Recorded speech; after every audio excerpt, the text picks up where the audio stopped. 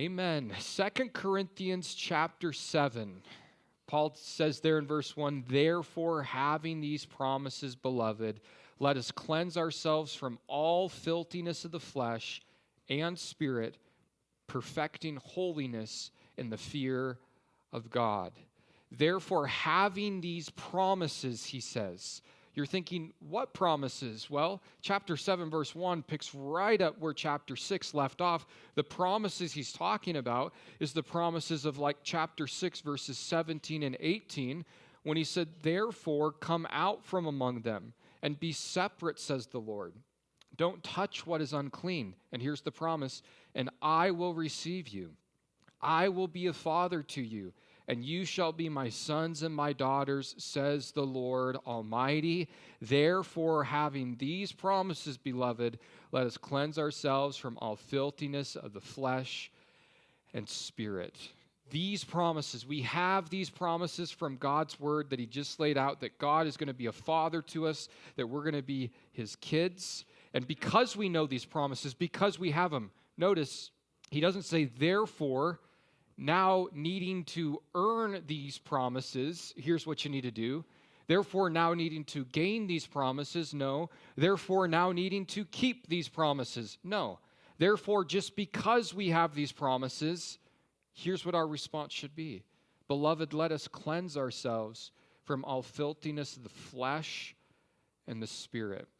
Filthiness of the flesh and the spirit. The flesh, outward filthiness. Spirit, inward filthiness. And Paul's telling us here that because we have these great promises that apply to us from God in Christ Jesus, we need to be cleansing ourselves. Now, there's a cleansing that the Lord does in our lives, obviously, when we come to him and we believe in him and we get forgiven from our sins. We're cleansed from our sins positionally.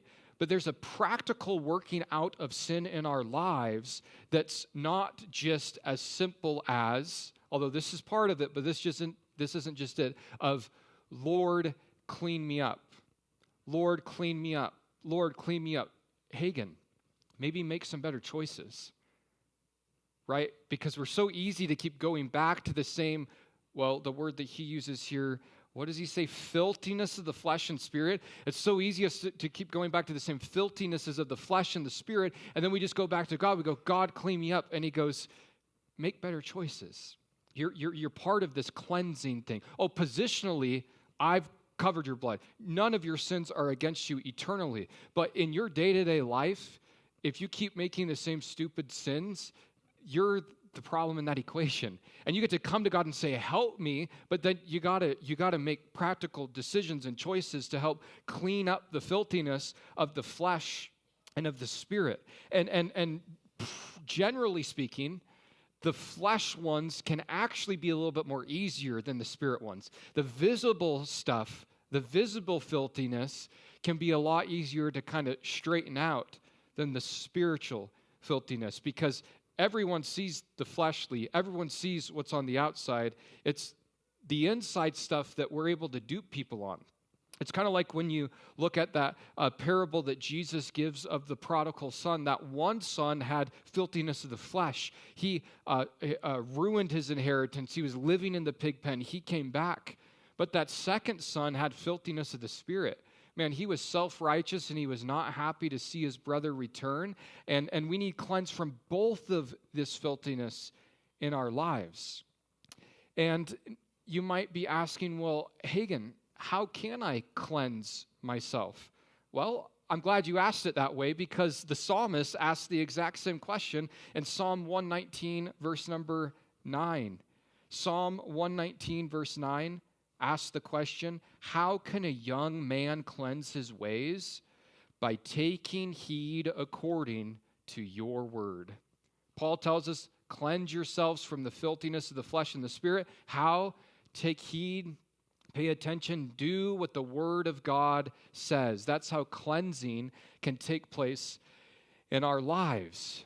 Now, he told us in this previous chapter, Paul did back in 2 Corinthians chapter 6, verse number 16, that you and I are something. 2 Corinthians 6:16, he says, "In what agreement has the temple of God with idols? For you are the temple of the living God, as God has said, I will dwell in them, walk among them, I will be their God, and they shall be my people. Paul taught us last week that we are the temple of the living God, and here we see that he's now telling us that we need to cleanse ourselves from the filthiness of the flesh and the spirit. And as I thought about that, I was thinking, I remember an event that happened in the Old Testament where there was cleansing that needed to take place in the temple. And that event is 2 Kings chapter 23. In 2 Kings chapter 23, Josiah becomes the king. Now, pretty much the way that it works for Judah and Israel, Judah's in the south, Israel's to the north. There was this civil war that took place, and then you have these kings of the south and kings of the north. The way that it kind of works as you read through 2 Kings particularly is that they'll have like a good king, and then they'll have a bad king, and then they'll have another bad king, and maybe another bad king, and then God brings along another good king. Where they just came off from having a bad king named Ammon. He did evil in the sight of the Lord. He was the son of Manasseh, who was also a bad king, who was really corrupt, who was neglecting the temple of God, and it appears that he even brought in all of these pagan idols into the temple of the true and living God. But now Josiah in 2 Kings chapter 22 becomes the king of Judah, and he becomes a king when he's just a little kid, and while he starts to grow up, he issues a decree that we need to start taking God's temple seriously. So he sends these guys out to start kind of working through the house of the Lord that's just fallen into ruins, and they find something. They find the word of God. God's word's been missing for a while. The leaders, the kings haven't been looking to it, haven't been reading it. God's people have not been following along with what he said, but because Josiah, he sends out some guys to do some looking around, they end up discovering the Bible, the word of God that's been preserved. Real quick in 2 Kings 22:8, it says, Then Hilkiah, the high priest, he said to Shaphan, the scribe, I found the book of the law in the house of the Lord. And Hilkiah gave the book to Shaphan, and he read it. You're not going to believe what I found. It's a copy of God's word. What? And they start reading it. And then you get to 2 Kings chapter 23, verse 1, and here's what Josiah does. Watch this. Now, this is all about us cleaning up the filthiness of our flesh and our spirit. We are the temple of the Holy Spirit. Josiah is dealing with the physical temple, and he's going to clean it up. Watch this. Now the king sent him to gather all the elders of Judah and Jerusalem to him, and the king went up to the house of the Lord with all the men of Judah, and with him all the inhabitants of Jerusalem, the priests and the prophets and all the people, both small and great, and he read in their hearing the words of the book of the covenant which had been found in the house of the Lord. What does he do? First thing he does, starts reading the word to the people. Why? Psalm 119, verse 9. How do you cleanse things? Taking heed according to the word. You can't heed the word if you're not reading the word. So he starts reading the word to the people. Verse 3 of 2 Kings 23. Then the king stood by a pillar, and he made a covenant before the Lord to follow the Lord and to keep his commandments and his testimonies and his statutes with all of his heart, with all of his soul, and to perform the words of this covenant that were written in this book. And all the people took a stand for the covenant. Josiah reads something in God's word, and he realizes that it's for him, and it's for the people of God. So he takes what he reads, and he prays it before the Lord, and he goes, God, we're going to do this. We're going to do what your word tells us to do. And he reestablishes this covenant, verse 4. And the king commanded Hilkiah, the high priest, the priest of the second order, and the doorkeepers to bring out of the temple of the Lord all of the articles that were made for Baal, for Ashtoreth, and for all the hosts of heaven.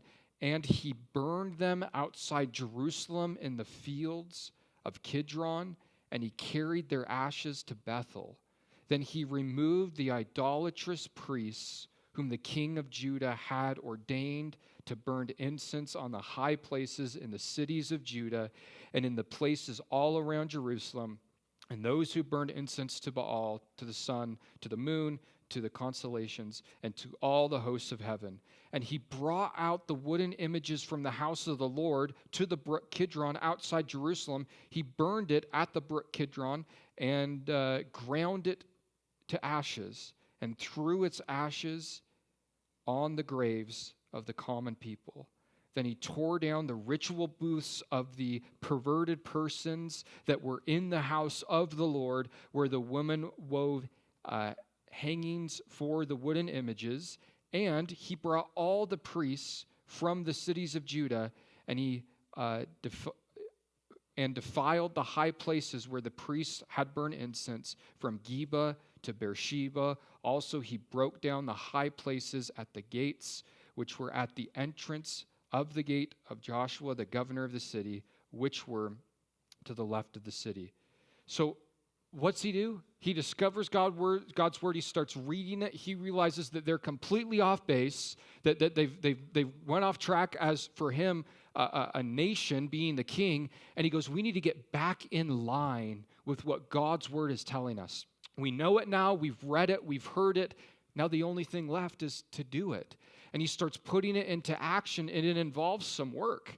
It involves, we got all these idols in the temple. God doesn't want us having these. We got to clean house, got to get rid of this stuff. And, instead of just getting rid of it where it might end up back in here where it doesn't have any business being, let's get rid of it. Let's pile it up. Let's burn it up. Let's grind up the ashes, and let's scatter them on the graves of the poor people. That way, there's no chance ever that these things that God doesn't want being inside his temple can ever get back in there. And we are, back in 2 Corinthians chapter 7, the temple of the Holy Spirit. And Paul is telling us to cleanse ourselves of the filthiness of the flesh and the spirit. And that happens when we take heed according to his word, and we see what the word of God says, and we realize, oh, this area of my life, Jesus, I've been doing it wrong. I thought it was about this. I thought I was supposed to approach it this way, but I guess I'm wrong. So I need to correct. I need to line up with what your word has to say about it, and I'm going to start doing it your way. I'm going to change, God. And through that changing, there's a cleaning, there's a cleansing of the flesh and the spirit that begins to take place in our lives. He goes on there in verse 1 of 2 Corinthians chapter 7, perfecting holiness in the fear of God. Perfecting holiness. The word perfecting kind of completing. We're allowing the completion of holiness, the perfecting of holiness to be worked out in our lives as we're cleansing ourselves from the flesh and the spirit. And the term holiness, don't get too confused there. Sometimes we think, I don't know what we think of when we think of holy, but you probably think of like boring. You probably think of like prudent. You probably think of like proper. The word holy just means set apart. So that we are perfecting the set apartness that God has for our lives, that we're becoming more of what Jesus wants us to be. So, hey, cleanse this stuff out, he says. But now verse 2, he says, open your hearts to us. We've wronged no one. We've corrupted no one. We've cheated no one.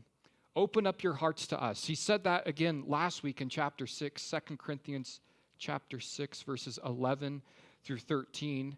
Paul said, O Corinthians, we've spoken openly to you. Our heart is wide open. You are not restricted by us, but you are restricted by your own affections.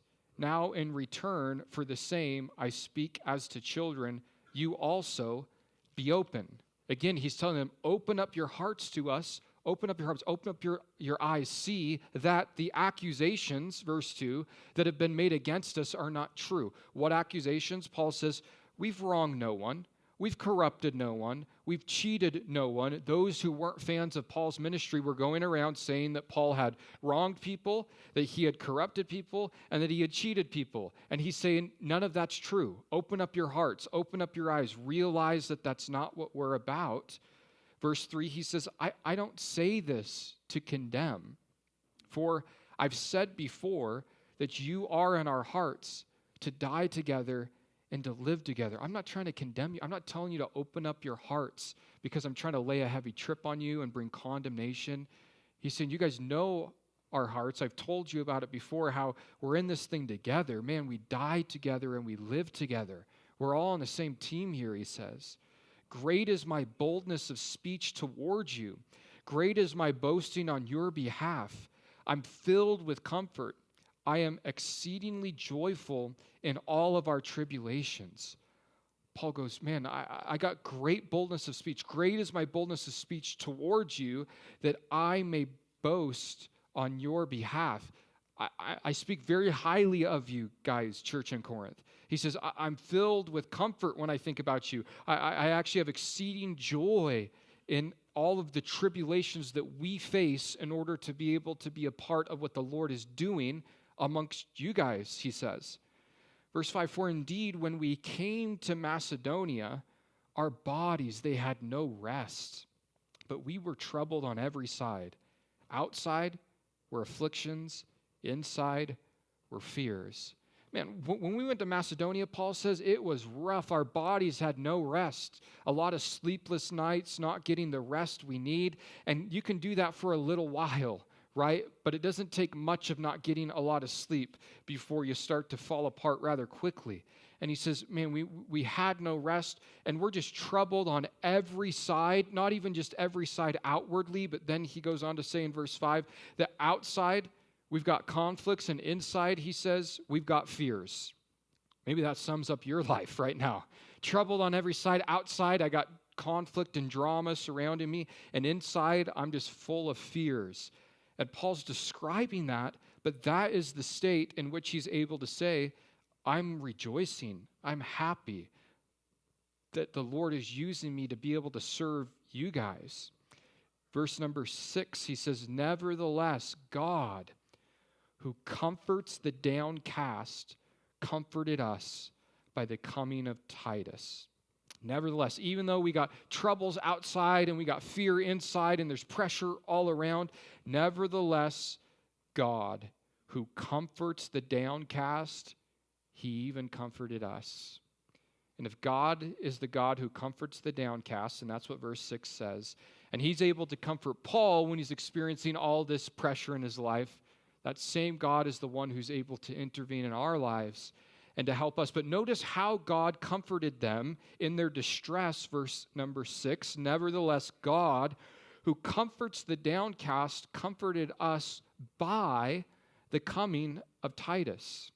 The way that God brought so much comfort to Paul and his companions when they were really having a hard time is by allowing Titus to show up. And that tells us something interesting, and that's that God uses people.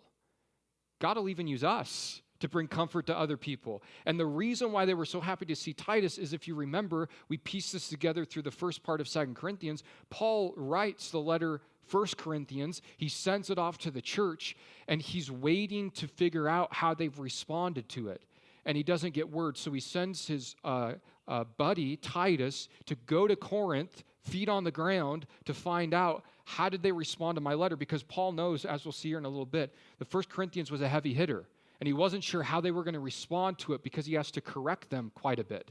So Paul's kind of anxious. He's nervous about how the Corinthians are going to respond to this letter. So he sends Titus ahead, go figure out what's going on, come back and report to me how they responded.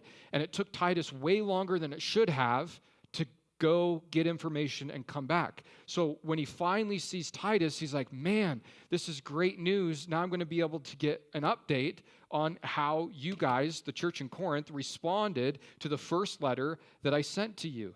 Verse 7, and he says, and not only by his coming, but also by the consolation with which he has comforted, in which he was comforted in you, when he told of your earnest desire, your mourning, your zeal for me, so that I rejoiced even more. I was happy to see Titus, but not just that Titus was there, but that Titus was able to bring us comfort because he received comfort from his visit with you. Titus shows up in Corinth, realizes you guys heed God's word. You're trying to change. You're trying to straighten things out where you've gone wrong. Titus comes back, tells us, Paul, you're going to love it. They responded to your letter. The Holy Spirit is moving. God's people want to be right with him. And Paul goes, because of that, we're so comforted. So not just because Titus comforted us because Titus is here, but Titus comforted us because he's here, because he was there, he was with you, and he was comforted by you because he got to see how God was working in your life, and now he gets to come to us and share that with us.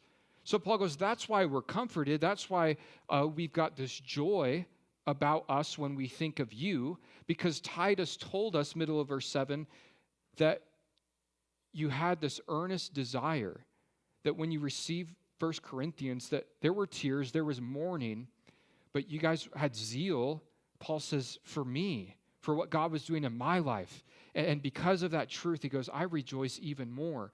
Because, watch this, verse 8, for even if I made you sorry with my letter, I don't regret it, though I did regret it. For I perceive that the same epistle made you sorry, though only for a while. If my letter gave you tears, involved some mourning, made you sorry, Paul says, I don't regret it.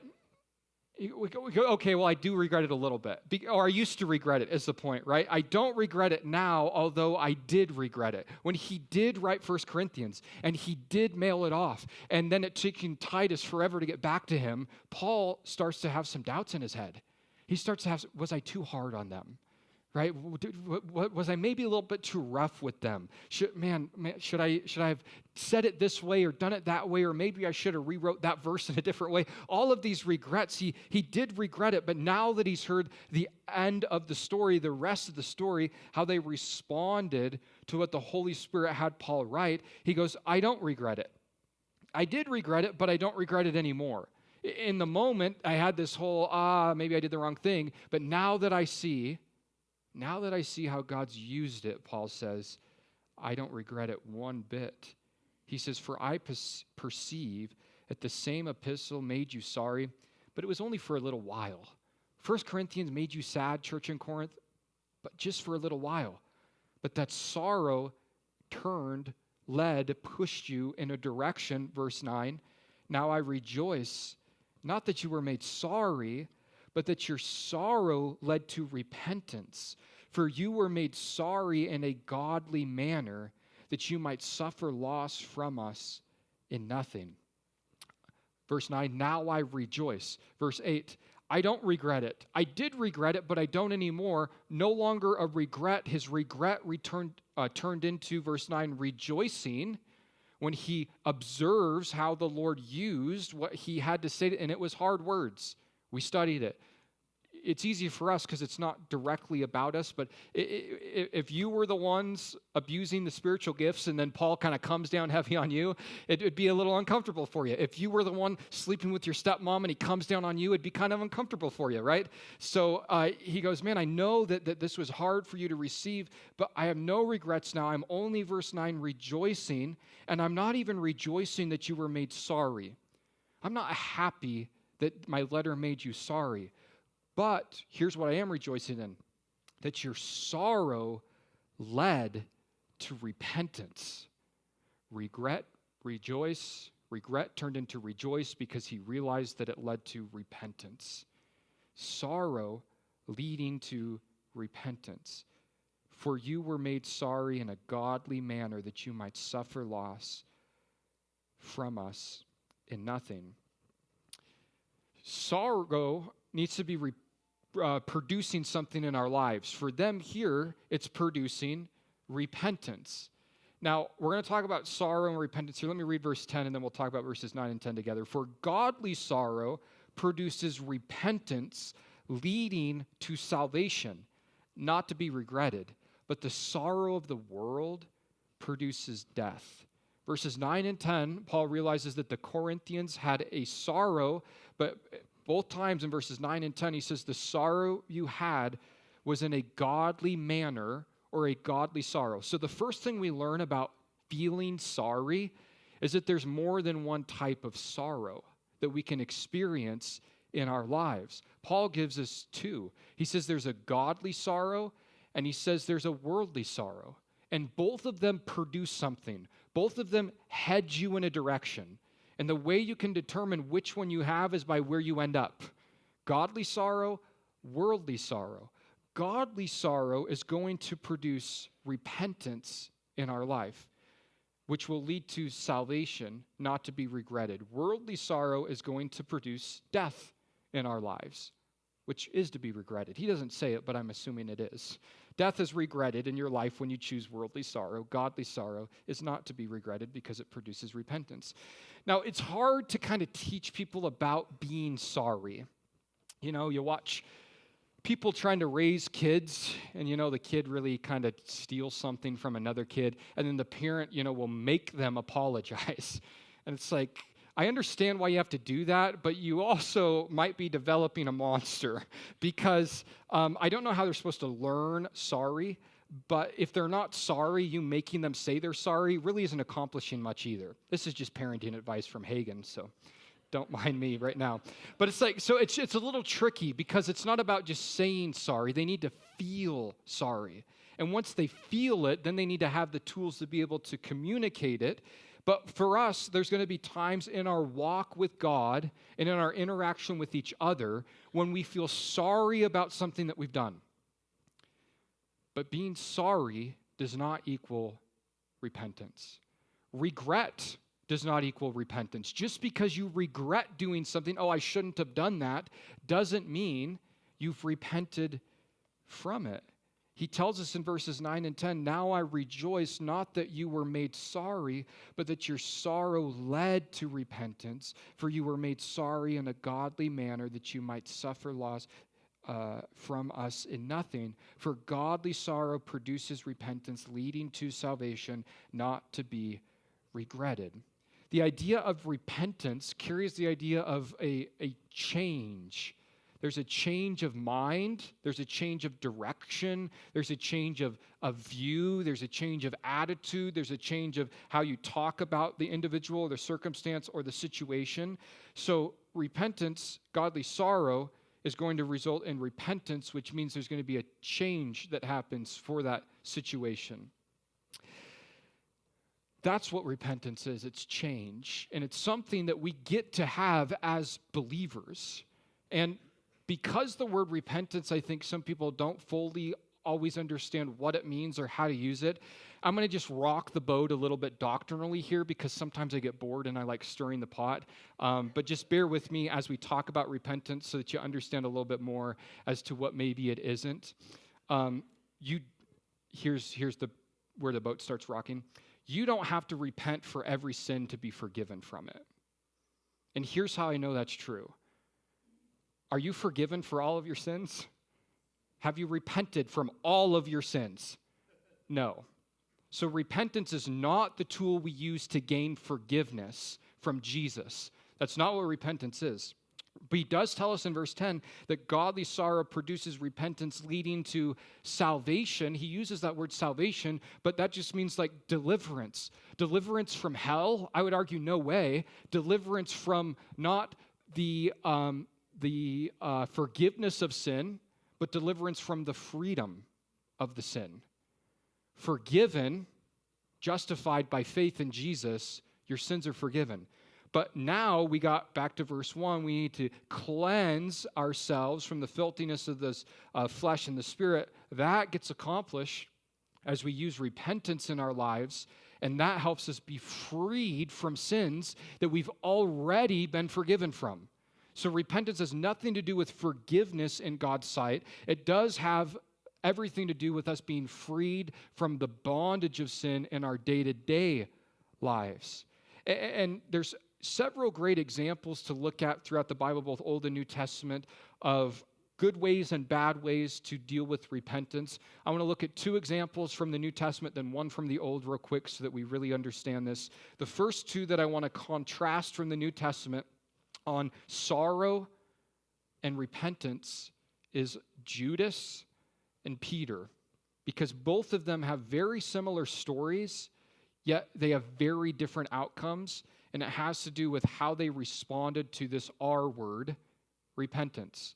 Judas, in Matthew chapter 27, starting in verse number 3. We all know Judas is the disciple that betrayed Jesus, and that's exactly what we see happening here in Matthew chapter 27, verse number 3. It tells us, "Then Judas, his betrayer, seeing that he had been condemned, he was remorseful. Judas felt sorry. Judas had regret. Judas was remorseful.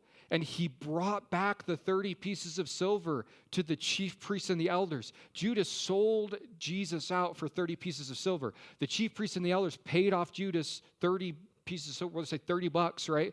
To be able to deal with this, to be able to reveal to them where Jesus would be at such and such time.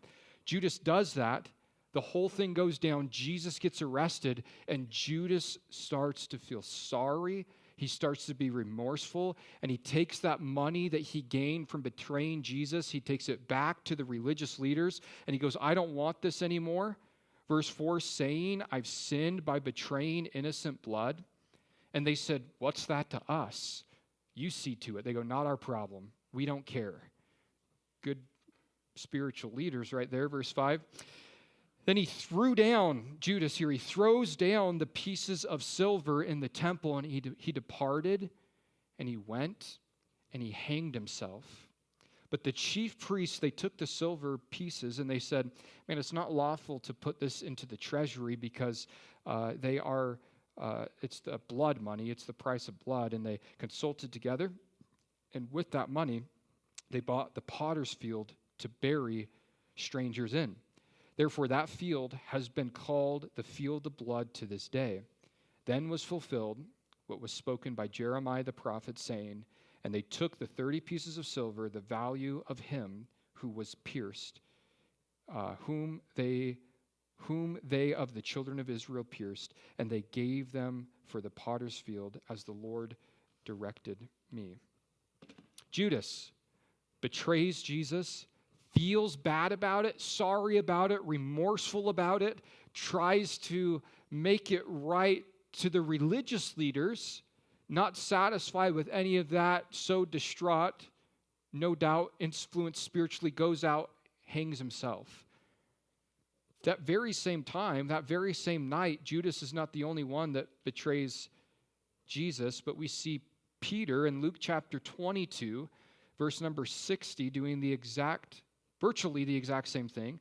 Luke 22, verse 60, tells us as Peter is there watching Jesus outside of the courtyard of the high priest where Jesus is on trial, but Peter said, as he's around the enemy's fire, warming himself, he's been accused now twice of knowing Jesus, and he denies it. Verse 60, Peter said, man, I don't know. This is the third time, man, I don't know what you're saying. And immediately while he was still speaking, the rooster crowed. And Jesus prophesied that before the rooster crows 3 times, Peter, you're going to deny me 3 times. And the Lord, he turned and he looked at Peter, and Peter remembered the word of the Lord, how he had said to him, before the rooster crows, you will deny me 3 times. So Peter went out and he wept bitterly. Peter has sorrow. Judas had sorrow. Peter has remorse. Judas has remorse. They both regret what they did. One of them repented, the other one didn't. One of them had worldly sorrow, Judas. The other one had godly sorrow, Peter. How do you know? Watch how it plays out. Here's what happens. Jesus gets Peter so sad because he's denied the Lord. He flees. He's feeling bummed out for 3 whole days. He knows that Jesus crucified on that cross. He knows that he's been buried in Joseph of Arimathea's tomb, and he just feels like a complete failure. But then on Easter morning, Resurrection Sunday morning, word gets back to Pete and the boys that Jesus has risen from the dead. You know the first thing that Peter does? He runs to meet with Jesus. Why? Because the last thing he did was screw up big time with Jesus. He's got sorrow, he's got regret. Now he hears that he has another chance, and as soon as he hears that there's a chance, he runs to Jesus. Repentance, running to Jesus. Godly sorrow gets you before the Lord, who's able to help you deal with it. Worldly sorrow gets you selfishness. Judas hung himself. Peter ran to the one who was hung for him on the cross.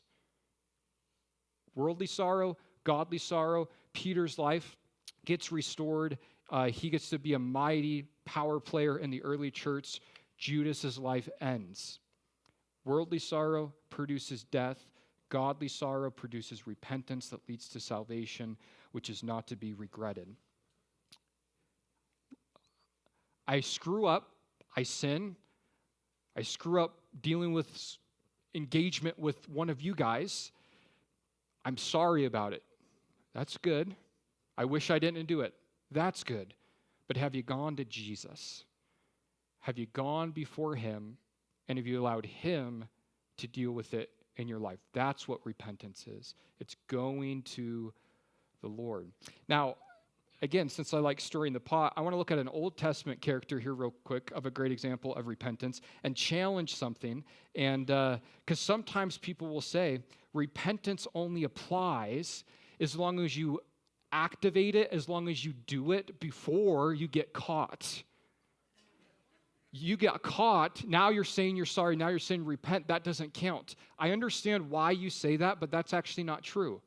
Because David in 2 Samuel chapter 12 got caught and he actually repented after he got caught. And I say that to say this, because if you're told and if you believe, I can only repent before I get caught, but if I get found out, then I can't repent.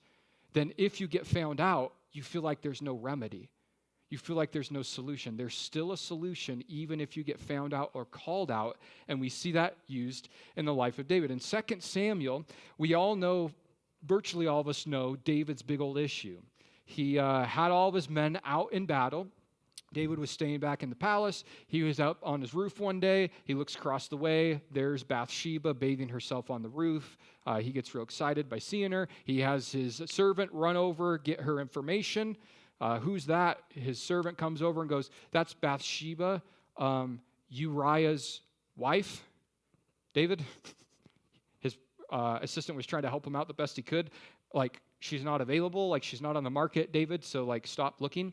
But David was selfish and he had her over. They have a one-night stand and he tries to cover it all up. She ends up being pregnant. He even brings Uriah home from war to try to make it look like that the baby could be his. But Uriah just will not sleep with his wife when he knows that his friends are out there battling. So David has no other option in his mind than to have Uriah killed in the battle, so that now he thinks that his sin with Bathsheba and him has been covered from everyone.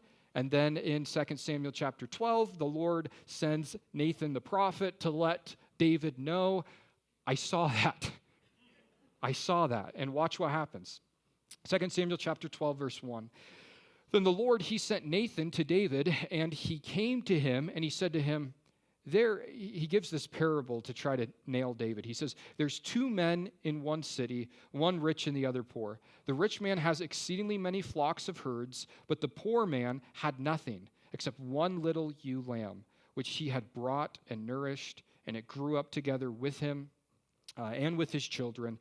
And it ate of his own food, and it drank from his own cup, and it lay in his own bed, and it was like a daughter to him. And a traveler came to the rich man who refused to take from him one flock and from his own flock and from his own herd to prepare one for the wayfaring man who had come to him.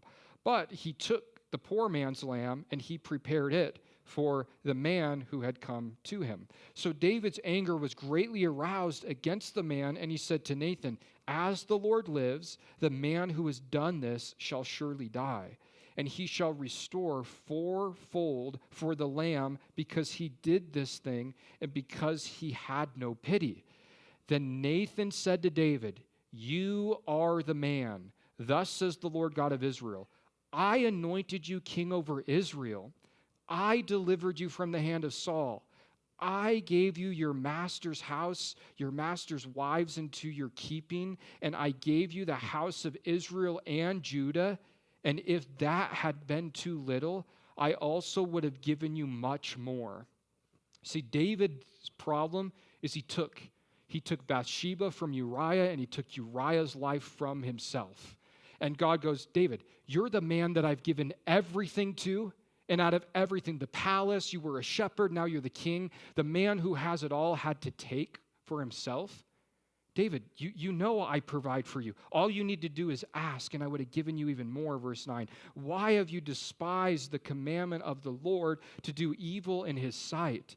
You've killed Uriah the Hittite with the sword, and you've taken his wife to be your wife, and you've killed him with the sword of the people of Ammon. Now, therefore, the sword shall never depart from your house, because you have despised me, and you've taken the wife of Uriah the Hittite to be your wife. Thus says the Lord, behold, I will raise up adversity against you from your own house, and I will take your wives before your eyes and give them to your neighbors, and he shall lie with your wife in the sight of the sun. For you did it secretly, but I will do this thing before all Israel, before the sun. So David said to Nathan, I've sinned against the Lord.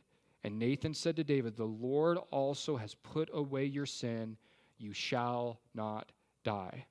David gets called out. He is not the first to talk about this. He tried to hide it. But as he gets called out by Nathan the prophet, exposing that God truly knows all that has taken place, David right away says, I've sinned against the Lord. And Nathan the prophet, the spokesman of God, goes, you're forgiven. You're not going to die. David repented. We know that from this little verse here, but also from what he writes about this event in the Psalms. In Psalm chapter 51, verse number 10, this is David's heart after the situation. This is what David was going through. This is the godly sorrow that he experienced that led him to repentance. Psalm 51, verse 10, David says, create in me a clean heart, O God, and renew a steadfast spirit within me. Don't cast me away from your presence, and don't take your Holy Spirit from me. Restore to me the joy of your salvation, and uphold me by your generous spirit. Then I will teach transgressors your ways, and sinners shall be converted to you. Deliver me from the guilt of bloodshed, O God, the God of my salvation, and my tongue shall sing aloud of your righteousness. O Lord, open my lips, and my mouth shall show forth your praise. For you do not desire sacrifice, or else I would have given it. You don't delight in burnt offerings. The sacrifices of God are a broken spirit and a broken and contrite heart. These, O God, you will not despise. Lord, create in me a clean heart. What did Paul tell us in 2 Corinthians chapter 7, verse 1? Cleanse your spirit and your flesh. David goes to the Lord, Lord, create in me a clean heart. God, cleanse me out from the guilt of bloodshed. Lord, I screwed up big time. I'm sorry. I regret it. I'm remorseful. But Jesus, I'm coming to you to deal with this thing. Repentance. David repented. And here's what we learn about repentance back in 2 Corinthians chapter 7, verse 10. For godly sorrow produces repentance leading to salvation, not to be regretted. You will never regret repenting.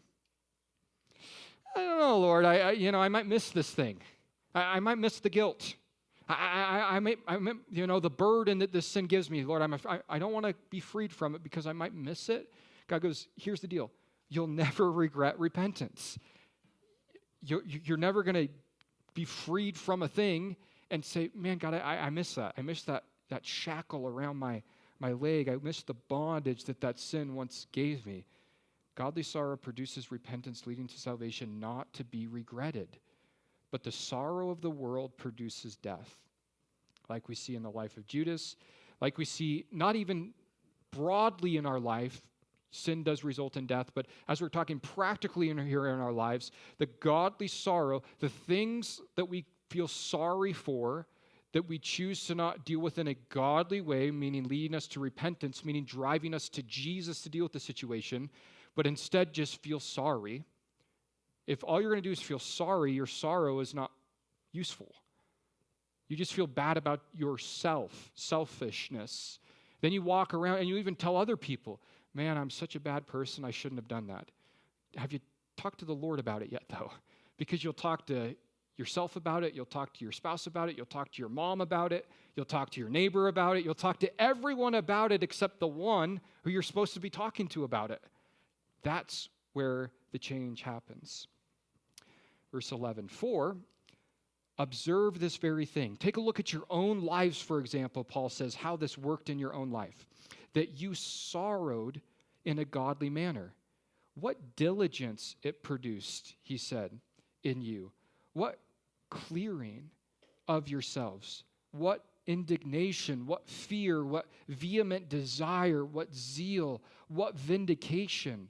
In all things you proved yourself to be clear in this matter.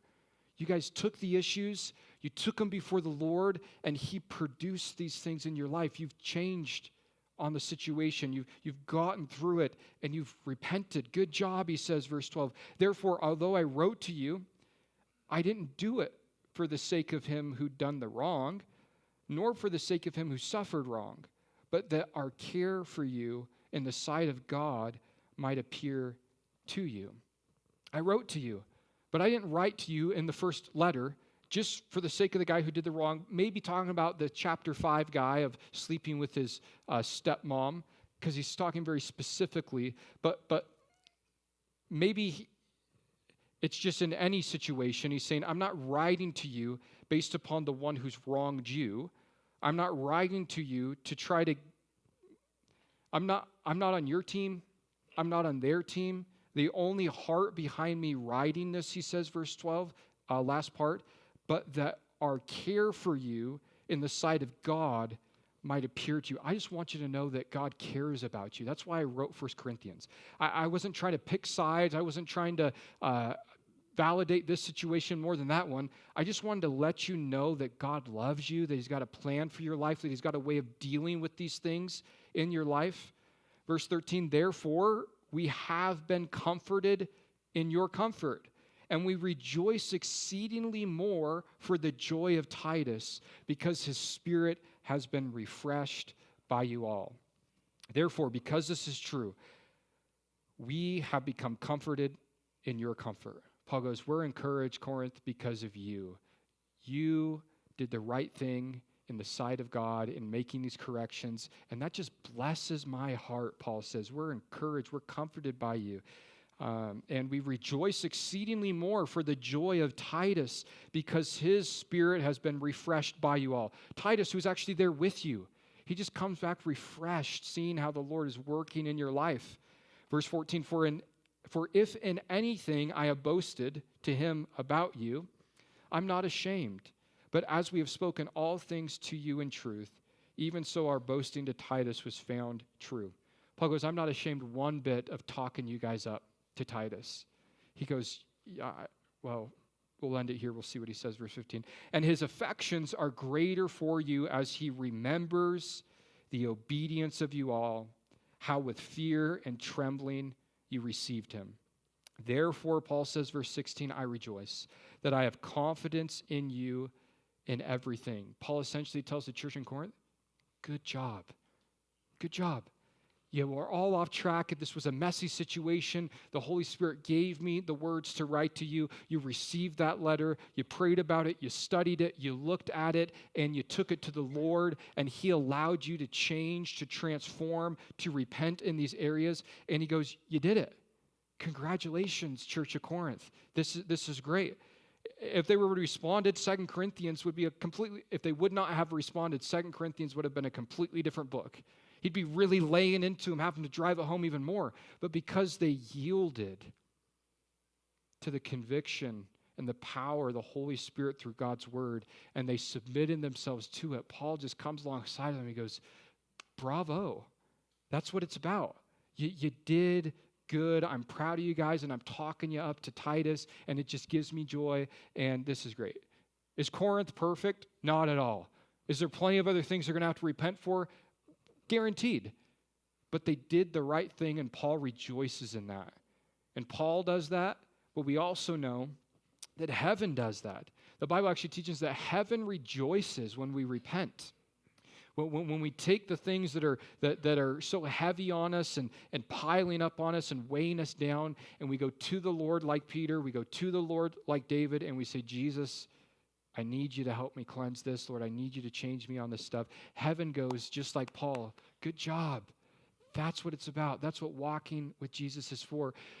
You've been saved, you've been forgiven from your sin, but Jesus wants you to be freed from sin as well. And there's some sin in our life where the only way we're going to experience that freedom is through using the tool of repentance to go before the Lord and have Him help us be changed, be transformed. And it's not always just a one and done thing. Some people categorize repentance as never doing it ever again. If that's the definition of repentance, that's hard for any of us to achieve, right? It's a mindset. It's an attitude towards the sin, towards the circumstance, towards the individual, whatever the case might be, that the Lord is able to change and transform. So there's 2 Corinthians 7. Good news, next week we're going to look at 8. I might do 8 and 9 together, and I'm just going to give you a heads up so you can be sure to invite all your friends. Next week and maybe the week after, depending on if I partner or not, we're going to be talking about giving. So we'll see how that goes. Let's pray. We'll have the worship team come up. Jesus, we thank you for today, Lord. We thank you for your word. God, we thank you that we get to come to you, Lord, that there's nothing that we can find ourselves doing, Lord. There's not a situation we can find ourselves in, Lord, that should cause us to not come to you for help. And Lord, that's what you want us to do as your people. That's what you want us to do because we're in a relationship with you, Jesus. Come to you. And Lord, it's so easy for us when we know we've messed up, when we've got sorrow, when we've got regret, when we've got remorse, Lord, to just want to sit and feeling bad. But that's all we want to do. We just want to feel bad about it. Jesus, you don't want us to feel bad. Sorrow for a little while that leads us to repentance, that leads us to freedom. That's what you want for our lives. So, Lord, help us to apply this, Lord, to implement this in our lives. And, Lord, if throughout the study today there was something that you laid on our hearts, Lord, a situation, a conversation, Lord, a sin that we need to just bring to you, God, I pray that we do that, Lord, so that we can experience the freedom, the salvation of it, Lord, that we can experience being restored, Lord, to walk with you, not weighed down by it. So, Lord, thank you. God, I pray that this message would just really be worked out, Lord, in our lives as your church. Jesus, in your name we pray. Amen.